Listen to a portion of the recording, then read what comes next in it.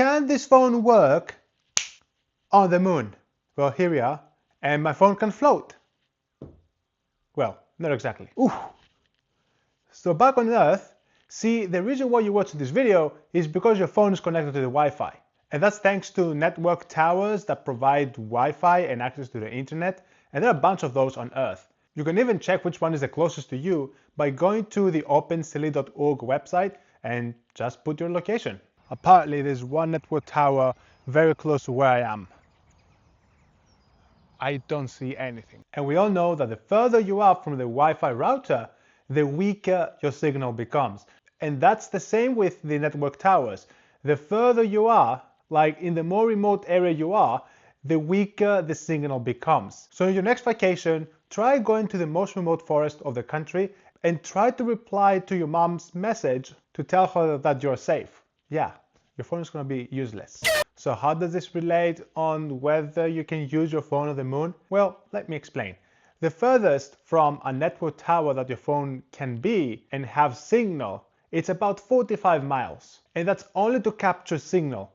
But even if you're lucky and you're able to get signal at that distance, it's gonna sound like the dial-up sound. Nah, I'm just kidding. It's just that your network will keep dropping. The moon is about 238,855 miles away from Earth, making it about 5,308 times further than the maximum acceptable distance between your phone and the network tower to get signal. Hope you know what I mean. And you're probably gonna ask me right now, I can see it, how do satellites send messages on Earth? These satellites are built with high-powered equipment that are built for that purpose, basically, to send signals on Earth. And on Earth, we have those satellite ground stations that can capture the signals. So any mobile phone, including an iPhone, it's simply not powerful enough to send these kind of signals at these vast distances. Let alone if it had the power, it will die within seconds, because we all know how long the battery lives last on iPhones. Or even we know what's going to happen on Android phones. But that's obviously is not the only problem.